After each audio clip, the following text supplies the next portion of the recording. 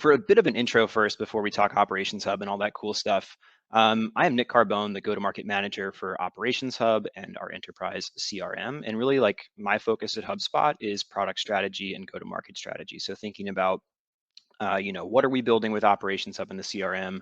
How are we selling that? How are customers using it? How do we position it? That kind of thing. So really, like a high-level view or a high-level focus on Ops Hub and CRM. So I joined HubSpot back in 2017. That's like hard to think about now, like almost 5 years ago. We only had two hubs. Like I remember my manager at the time telling me like, oh yeah, like you'll be working with Marketing Hub. Don't worry about Sales Hub at all yet. It's not really a thing. And oh my, how far we've come since she said those words to me. But for a while, I worked in customer onboarding and later moved over to our Sales Hub go-to-market team. And now I'm, like I said, with Operations Hub. I just moved actually from the Boston area, about 10 hours south to Raleigh, North Carolina. It's unseasonably cold here today, hence the vest, but wanted to escape Boston and just kind of get a little bit more space.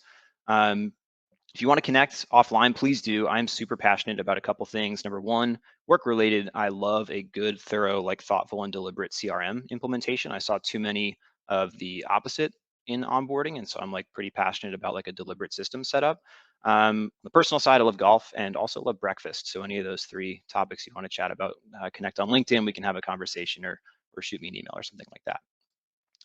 On topic though, for today, we're going to talk about a couple things all related to Operations Hub. And the first thing is just like some level setting on like who and what really are we solving for with our newest product with Operations Hub.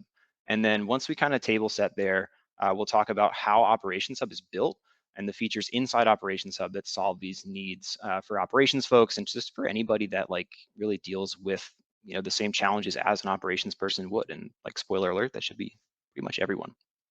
I have blocked some time at the end for Q&A, but like we said, like please drop questions in the Q&A. I'm going to have a couple pauses built in here where I'll drop in and look for questions and stuff, but like don't hold it in, ask questions, and I'll do my best to get to those during the presentation.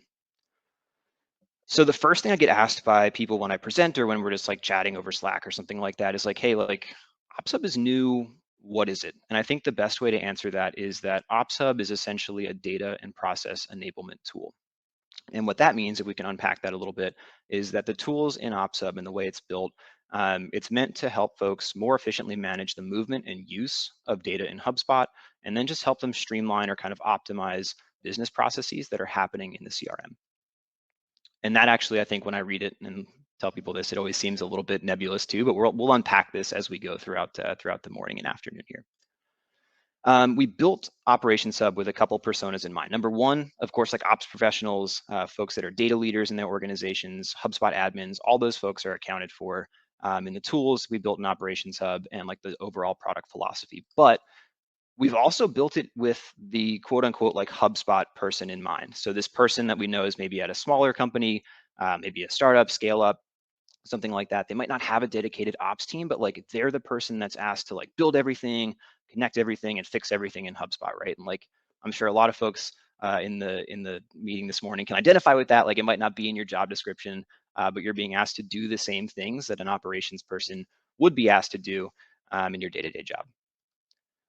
And that kind of like underscores the fact that like ops always isn't like a defined role. Like I just said, like you might not be called like operations manager or something like that, but in your day-to-day marketing or sales or service role or what have you, you might be doing the same things and caring about the same things that our core persona, that this core operations persona cares about. And really like that just like exemplifies the fact that operations is kind of like this overall set of like systems, processes, and responsibilities that a business needs to think about to make sure that they're able to reduce friction in the flywheel and ultimately help themselves grow better and serve their customers better. And those like big core areas that we think about and that we solve for with Operations Hub are what we call the 3Ps. So those are platform, process, and perspective. So with platform, operations folks are always thinking about like how they can make sure all their systems are connected so that everyone working inside HubSpot, inside the CRM, has access to the tools and systems and like data they need to do their day-to-day job. Number two is process. So once we have kind of the house built with platform, we need to make sure that everything in the house is working, right? We need like plumbing, we need electrical, we need HVAC, ideally like some furniture to sit on, things like that. We need to make it livable and comfortable. So how can we make our data consistent? How can we make that day-to-day process efficient? And like it would be like optimal if we could automate things whenever possible. And the third big thing that we find that operations folks care about, and really everyone should be caring about, is this like perspective piece. So once we have the house built, once it's decorated, can we like look at our bills every month and kind of get some information on like what could be working better, something like that. So we've got all this data in the CRM. How can we use that data and unlock insights that can help us drive business strategy? Take a quick pause for coffee there where you guys can look at my GIF. Um, Quick side note on this, we have these infomercials in the States where they always show folks like doing like the most basic tasks, but just bungling it in a hilarious way. I'm not sure if those are abroad as well, but I thought this kind of like was a really good example actually of how managing those three Ps can feel without the right tools. You're just overwhelmed. You've got like a million things in your hands, and there's no way that it ends up good. So um, we know the three Ps feel hard, and that's why we built Operations Hub. We want to move from a world where ops folks and just people that are tasked with these day-to-day responsibilities, they like right now they feel siloed. They feel like they're firefighters, right? They're reactive. They know that that slows the business down, and then ultimately what we want to avoid is having a fragmented or just like a rough sharp customer experience. Where we're trying to go with Operations Hub is to a world where like ops and folks can be more strategic. They can be proactive and not reactive, and they know that that helps the business run more smoothly, and in turn that benefits the customer experience. And of course Operations Hub can help us get there. So I mentioned the three Ps before. We built Ops Hub with those in mind, right? And we translated the three Ps into some actual buckets or like categories of tools. And those are integrate, automate, and report. And that was kind of like the big question at the beginning of the hug here was like, hey, what's most difficult for you? Integration, automation, or reporting? So with integration in Ops Hub, that's really a tool called Data Sync. And as of last week, I'm super, super excited that we crossed the 100 app threshold. So we now have over 100 apps built using Data Sync that you can connect or essentially use to connect HubSpot with other platforms.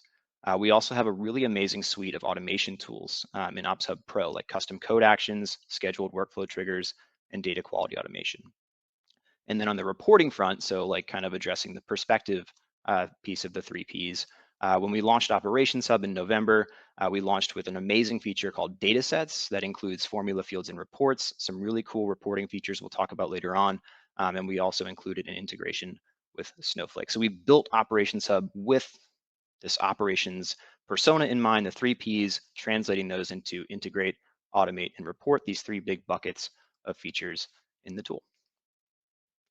I'm going to pause and check chat and have a sip of water. But in a sec, we'll talk through the actual features in Operations Hub, use cases, and how those benefit the three Ps and the use cases I mentioned with integrate, automate, and report.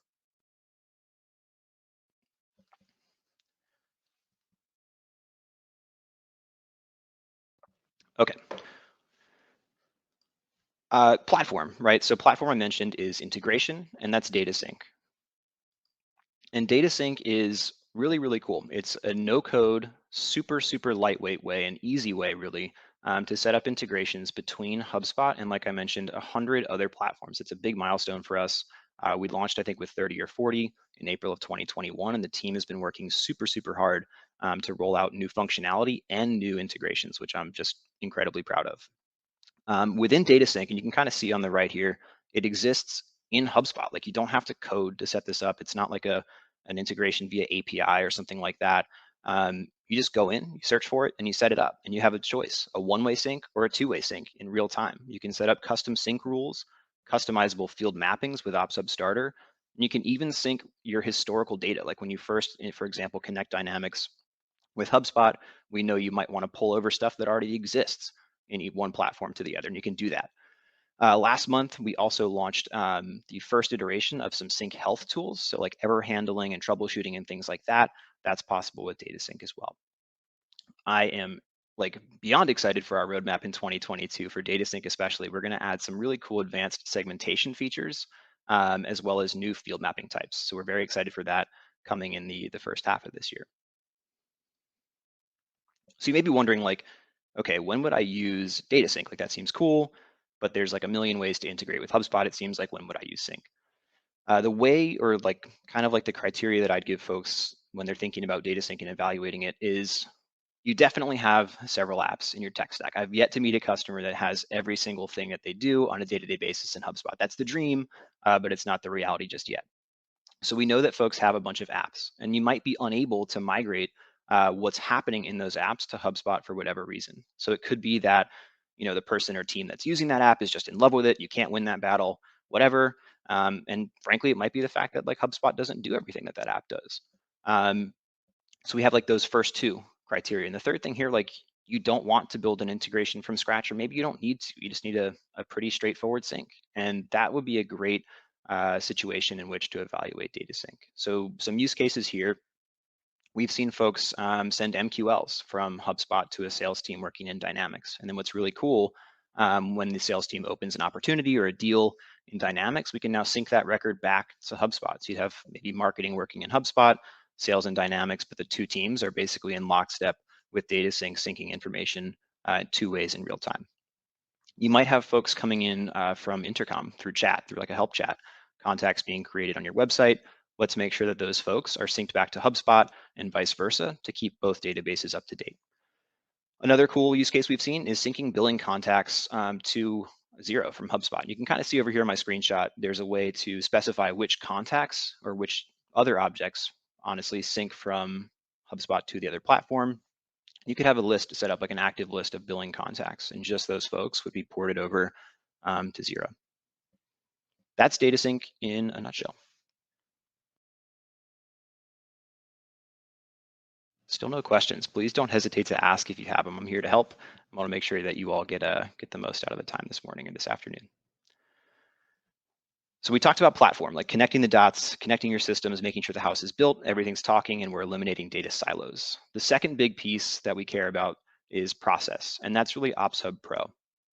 And OpsHub Pro is automation. It's a really powerful suite of automation tools that we call programmable automation that are intended to make automation infinitely flexible in HubSpot. And I think our legal team probably hates when I say this, like especially publicly, that I call something infinitely flexible. But that's really what it does. It's built to solve for everything that our standard workflow actions don't, and it's built to add power to those standard work actions. We'll unpack this in a sec, but it's an umbrella term that describes several super cool features we have in Ops Pro, and those are scheduled workflow triggers, data quality automation, custom code actions in webhooks, or excuse me, in workflows and bots, and webhooks in workflows and bots. So scheduled workflow triggers are awesome. We launched this mid-December. It's recurring workflows, basically. You can see on the right, when you go to create a workflow, we now have this really cool option. Instead of blank date and date property, we added a fourth option for schedule. And I chose weekly here, but you could choose daily, weekly, monthly, or annually, and then even specify like what days of the week, what days of the month, what time of day that workflow is going to run. So a really cool way before you've even built out the workflow to decide when it runs. So for operations, that's super powerful, right? Like we have the ability to now set up a recurring process that runs when and how you need it to. We've seen folks already using this for task creation. So the example I built in my portal was like, hey, on maybe Friday morning, I want to look at all deals that haven't been modified in 3 days and set up a task for my sales team just to go in and like address those deals. So like when they come in on Monday morning, they're starting with a clean sheet or like a up-to-date data. We've also seen a customer, probably my favorite use case actually so far, they're using programmable email and scheduled triggers to send out like I think a bi-weekly email to folks that are interested in like real estate services, and they're actually customizing that email with listings, and they're pulling this listing information from Zillow and kind of like customizing the email with homes or properties that the recipient might be interested in. The other big bucket for operations specifically would be like scheduled, it says data cleanup. I'll call these like scheduled runs or scheduled jobs. You could do data cleanup, right? You could say, hey, every week I want to go through and make sure, my first and last names for all my contacts are formatted correctly. Or even you could schedule a workflow once a week or once a month to run a custom code action. We'll talk about those in a sec, but you can think of the possibilities here with scheduled triggers and just the ability to very easily now set up the like a recurring process that exists or that happens in the CRM.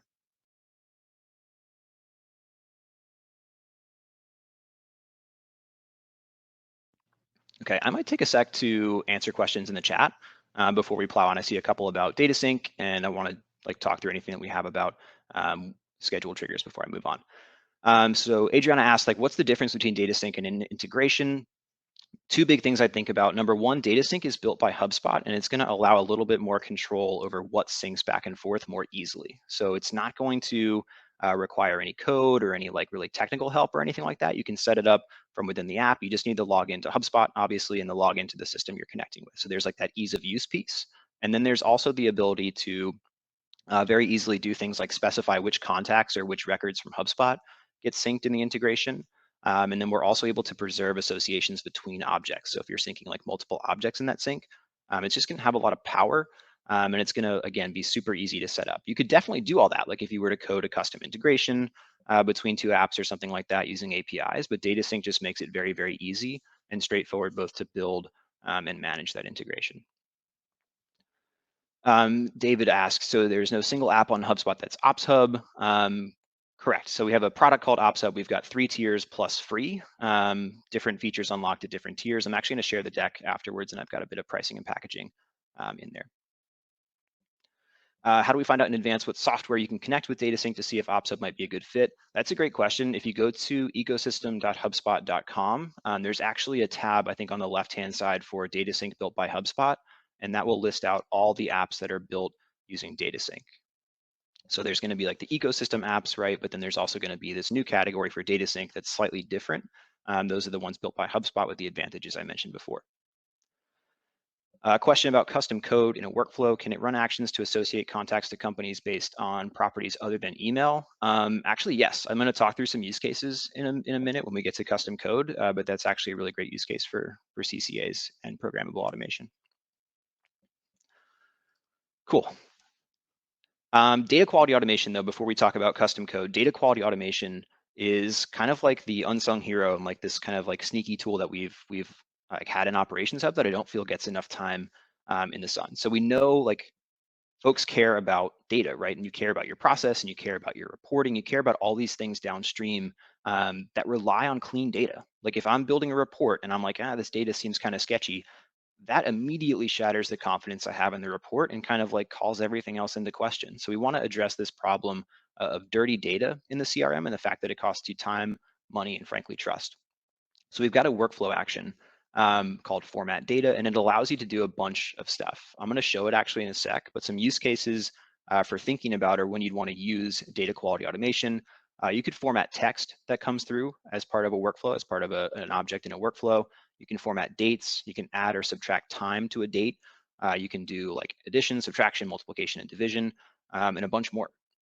So if we were to think about this, like these two features I talked about, so scheduled triggers and data quality automation, from an ops perspective, like what's a cool use case? Well, we could build a weekly workflow that just makes sure that all contacts in the CRM have their first and last names capitalized, or like the first letter of those names capitalized. So when I come into the workflows tool, I've already set this up, but you can see I've got a scheduled trigger here. The workflow is going to run weekly. I could choose daily, monthly, annually, whatever I want, but weekly works for me. I'm going to run it Friday at 9 p.m. after everybody's hopefully offline for the week. But then below that, I've got this format data action. So the format data action is super cool. I'm going to choose which property from the objects in the workflow, in this case, a contact workflow. I'm able to choose which property I'm formatting. I've chosen first name here, and then I can choose the action or like this, the formatting action, I suppose, that I'm going to apply to that property value.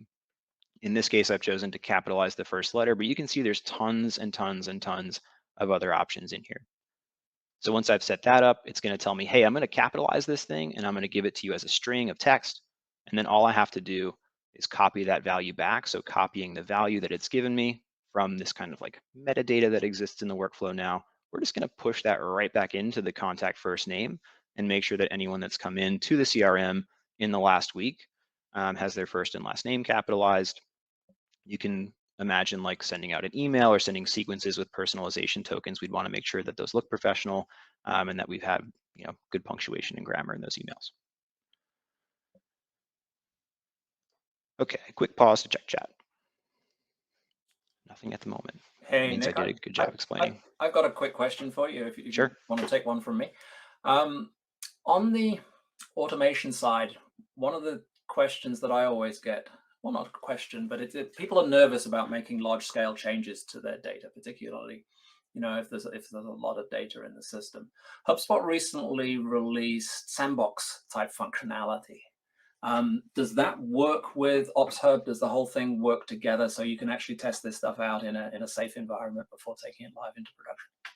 Yeah, that's a great point. So with enterprise, any enterprise product, you would have a sandbox now, and any features that exist for the most part in your normal portal would exist in that sandbox. There's a few like technical exemptions there, technical like kind of restrictions, but everything in Ops Hub is going to exist in your sandbox. You could set up a workflow with a formatting action just to make sure you're doing everything correctly. Alternatively, if you don't have enterprise and sandboxes, instead of copying this value back to the original property, you could create like just a quick test property like contact first name, like beta or contact first name test, and just push this value to a new property and double check that to make sure it's all set before you apply it to the actual first name property. Brilliant. And also presumably run it with a smaller data set first before you. Yeah, that's also a good recommendation. You're bringing me back to my days in onboarding. So Yeah, yeah. absolutely. Brilliant. Thank you for that. Mhm. All right, so we've talked scheduled triggers, we talked data quality automation, that data formatting action. The big one though, like kind of like the star of the show, I guess, in Ops Pro is custom code actions. And you can see on the right, we've got this workflow action, and I'll just show it here. We've got this workflow action to write custom code in HubSpot. And you can see I can choose either Node.js, Python, and then I can actually, if I click back into it, I can write code in a workflow action. So when this workflow executes, whenever that trigger happens, if it's scheduled, if it's a normal workflow that triggers off of an event, something like that, I'm able to write code and do pretty much anything. Again, like legal might have an issue with me saying that, but it basically allows you to write and deploy code from within a workflow action or a bot action, and it's intended to solve for stuff that our standard workflow actions can't, or maybe like building a workflow to solve for something would just be so unwieldy and complex that it's easier to write a few lines of code to solve for it. So before I go any further, though, we're going to talk use cases for custom code actions.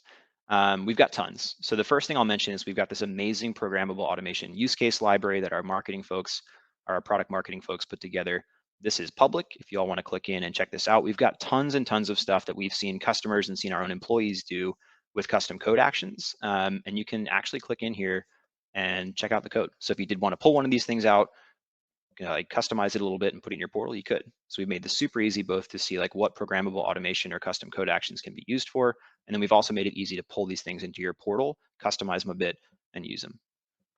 Some of the favorites that I've seen so far, we can like do like kind of two categories of things. If I'll back up a step. Number one, we can do stuff inside HubSpot. So we can do things or like build processes, again, that are just impossible with standard workflow actions or that are very difficult to manage with a workflow.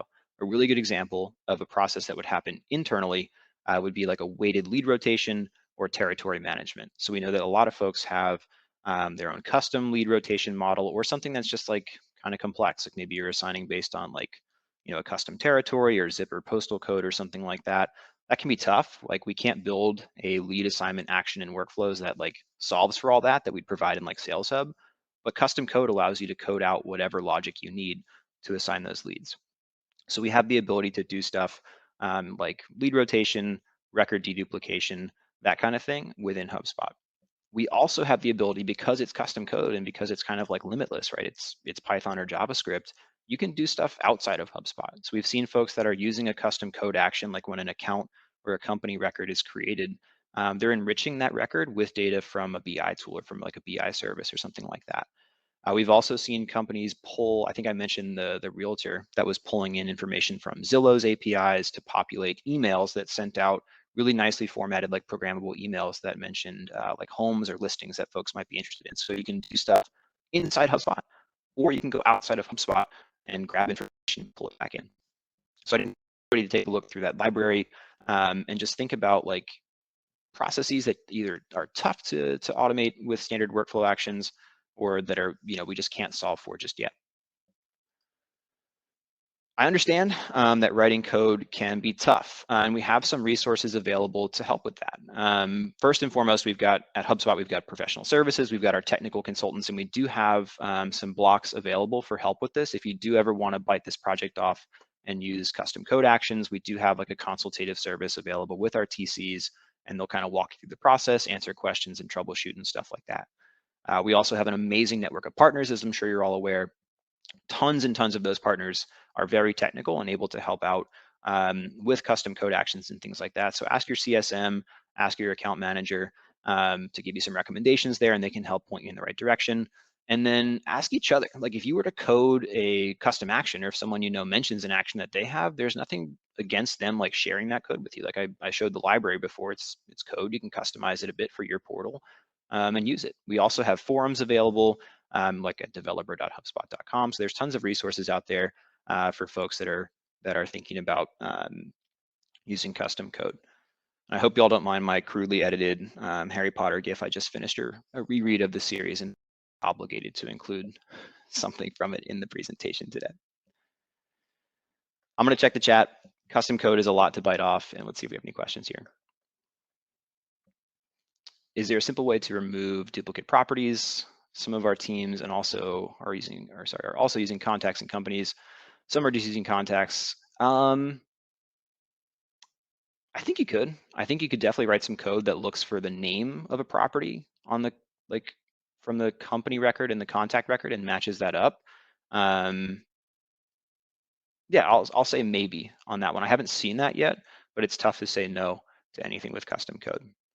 I guess the follow-up here is, or is it a case of just using both contacts and companies' properties within workflows? I'd have to think about that actually a bit and see. Maybe we'll follow up on that offline. Actually, you've got my wheels turning. Daniel's asking about following up on the association of contacts to companies by relying on other values. Can a custom code action, workflow identify the target company doesn't exist? I imagine so. Like if you have like a company ID number or something like that or like a unique key for the company, and you search all company records in the portal, you don't find that key, you could then create like a corresponding company record in the CRM.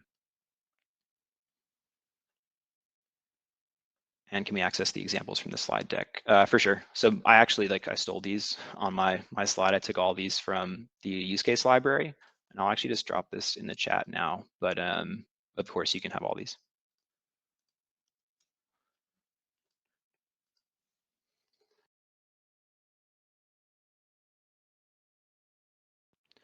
All right. We've talked about platform. We've talked about process. The third P, and I think for me, like one of the most exciting things that we've done recently is address the third P here, perspective. And this is Ops Hub Enterprise. So our newest tier of our newest product, it launched on 11.1. Very, very excited about it. Ops Enterprise is designed to supercharge reporting, so making it more powerful, but also making it easier for everyone to unlock insights in the CRM. So thinking about the problem we're addressing here, we know that folks that are responsible for the data model in HubSpot, or they're responsible for being kind of like the reporting admin in HubSpot, probably get asked a ton of questions by their team. They're like, hey, how do I get this data? What property should I use? We have it on the contact and company record, maybe. Which one is the source of truth? My report is broken, help me.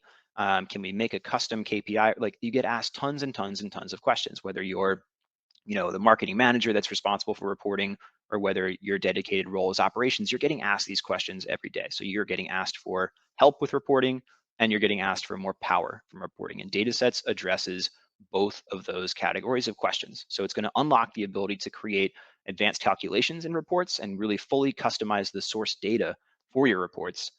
But it's also going to make it easy for the average HubSpot user to go in and use that data set to build a report.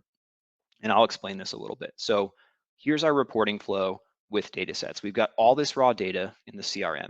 Instead of skipping from step 1 to 3, which is the current process, so just taking raw data and dropping every single user into the report builder to kind of massage that data for themselves and choose the data and then build the report for themselves, we are adding the second step where someone can come in, select a subset of data, kind of prep that data, clean it up, curate it basically, and then it gets provided to the end user for reporting. And what do I mean by that? Like, what are some use cases here for advanced data prep and reporting? So at a high level, think about calculating custom KPIs. You can kind of see, and we're going to jump into the tool in a sec, but you can kind of see I've got the ability over here to define a formula in reports now. So we can calculate custom KPIs, things that are unique to your business that we might not have by default in HubSpot, or may not have been easy to build in HubSpot in the past. We can also do simple stuff like just customizing the property name in a report, without changing the name of the actual CRM property. Maybe we can change HubSpot owner or deal owner just to sales rep or something like that. We can also use these really powerful functions with our data in reports to get even more insights and more juice really out of reporting. So some examples here for like this data prep piece of data sets, we can calculate commissions, maybe margins, maybe you work with like a partner kind of model. We want to calculate, what's 80% of each deal that's sold by a partner, something like that. We can calculate our ROI we've seen customers doing already with data sets. We have a really amazing function called date diff that allows you to calculate the time between any two dates in the CRM. So that's a really cool way to run custom date reporting. And then we can merge text. Like if you want to have a report that just maybe creates a field in your report that's the deal name plus the deal owner plus the deal amount all in kind of one block. We can do things like that. And what this means though, so we've got this advanced data prep, but the second benefit, I said it makes like reporting much easier for the average user. And you can kind of see, and I'll show you this in the portal in a sec, but instead of seeing every single maybe contact and deal property you have or company and contact property in your portal when you go in to build a report, if a user is building off of a data set, they're only going to see the stuff that the person who's built the data set has chosen for them. And I'll kind of show this here because I think the slides do frankly, a poor job explaining it. So when I come into data sets, and that's up under reports and data sets if you have access, let me actually go in here. The data set allows you to do a bunch of cool stuff. So the first thing is you can come in and you can select your source data. I've chosen contacts, or excuse me, companies and deals, got a bunch of other stuff. The really cool piece though is in the second screen, choosing which properties will be available to a user that builds a report based off this data set. And I'm just doing that by dragging and dropping from the left-hand side to the right-hand side. Once they're in the middle, these are like data set fields. So they kind of exist in like the super state where they're not CRM properties anymore. They're more like fields and reports. And what I mean by that is I can do stuff to this field. Like I can just call this like sales rep. And that did not change the name of the property in the CRM. So I'm just customizing my data really and curating my data for reporting without impacting anything that's in the CRM that needs to stay the way it is. What's really cool though within data sets is this ability for folks to come in and build custom KPIs or do calculations or run formulas that they need to get the insights they need to drive business strategy. An example here would be, maybe my amount field in my deal pipeline is calculated in monthly revenue, but I'd prefer to have a report in annual revenue. It's now very easy just to insert a deal property into this formula, multiply it by 12, and very quickly and easily create a field that represents ARR. We also have the ability now to use formulas for advanced reporting and data prep within data sets. An example here is this date diff function I mentioned, where I'm calculating the number of days between when a company was created and when a deal was closed. So like for me, that would be like a custom time to close property or something like that. We have tons of other options here available. We've got the ability to use properties, but way more functions in here to use for data prep. Once that's complete, I can then apply filters to my data, review the data, update the existing data set. But then what this looks like, I can come in and build a report off the data set. And like I mentioned before, not everyone has to bother with like picking their data or like, filtering it or prepping it or something like that. I could give this to like a sales leader or CEO or something like that. And even they could figure out like how to use amount and close date and just drag and drop and build the charts that they want to when they're in custom reporting. I'm going to pause here and check chat for any questions. Hey, Nick, I've got a question while, Yeah. while people think about chat. I love data sets. I think they're going to be really, really powerful. When you were choosing the source of those data sets, it seemed to be limited to the base level HubSpot objects that currently exist, contacts, companies, those type of things.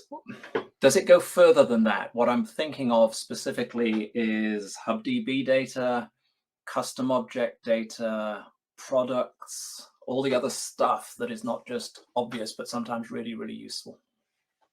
I'll say yes and no to those. Yes, no, and soon, I think would be my three answers to different parts of that question. So I don't have any custom objects in my personal portal, but you absolutely would be able to report on custom objects if you had them in your portal. Right. We also have line items in here. So we do have a bunch of other data sources available for data sets. I think I just did a bad job scrolling through, honestly. How about HubDB sort of data? I'll say at the moment, no, but I'll say on the radar. We do have, that's like one of our Our focuses this year is just exposing more and like I guess more in-depth data sources within data sets. Fantastic.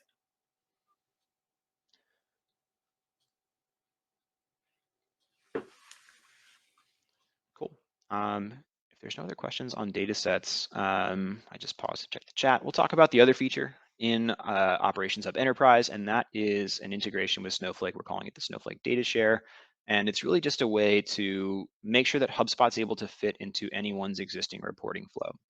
And we've recognized, honestly, as we've moved further up market, that a lot of the customers we're running into are already using Snowflake attached maybe to something like Looker for reporting across the business. So we've created this Snowflake data share to make sure that customers that fall into that bucket are able to pass HubSpot data to Snowflake, which is a cloud data warehouse for those that are not familiar, so that they can curate and kind of like manipulate this data and analyze the data within the existing data or their existing reporting stack.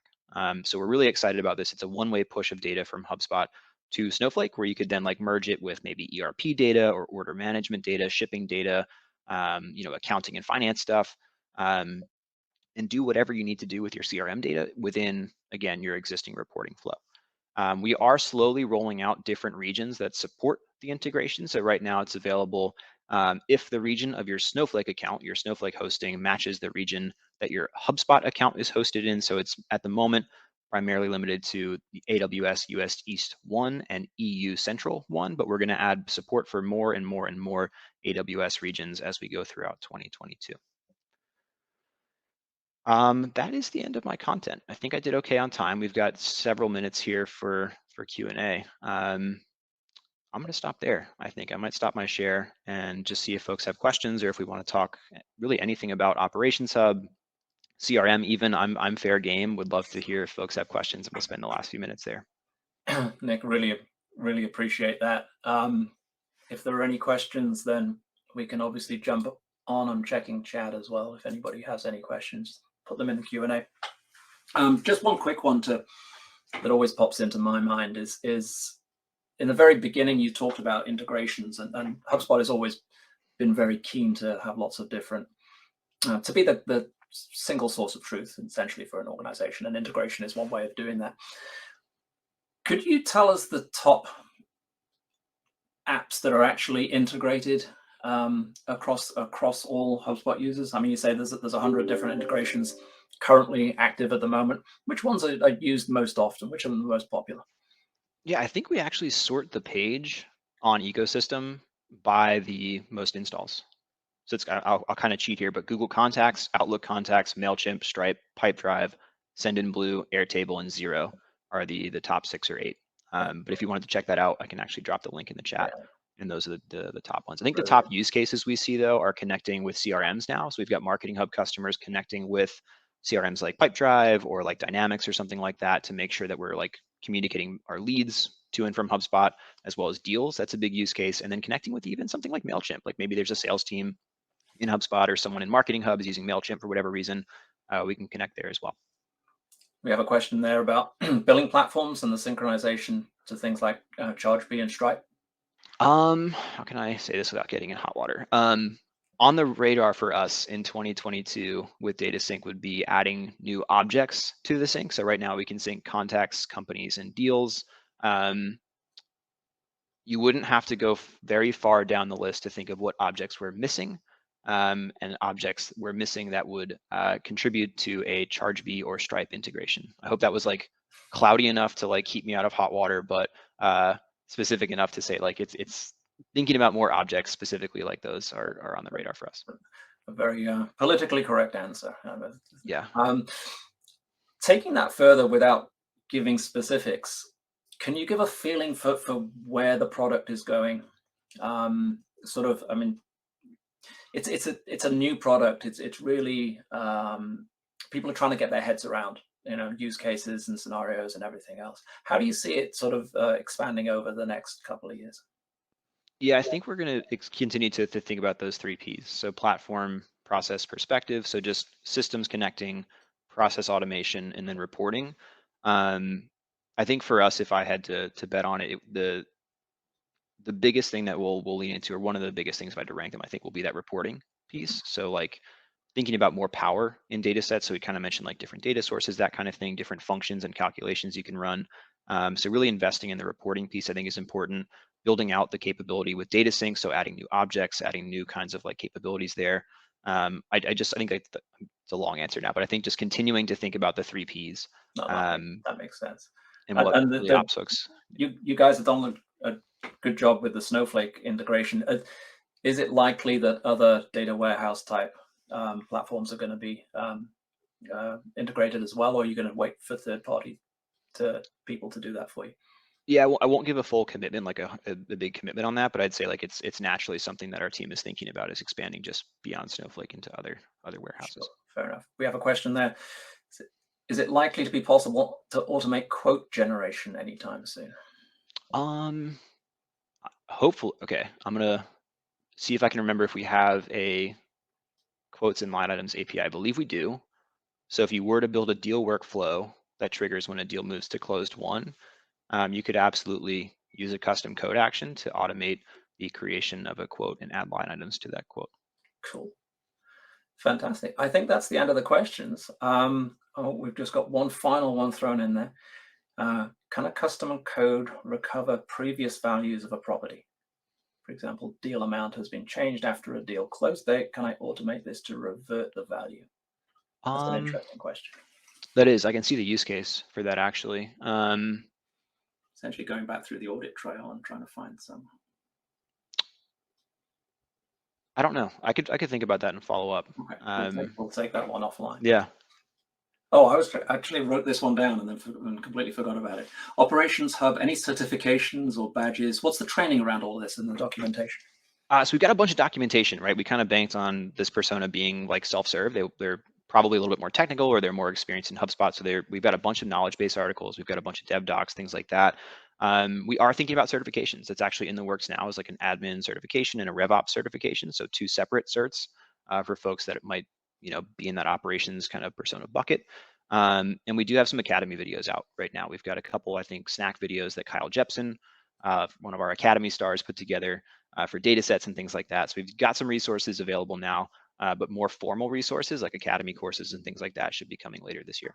Fantastic. No, really want to thank you for your time today. It's been really interesting.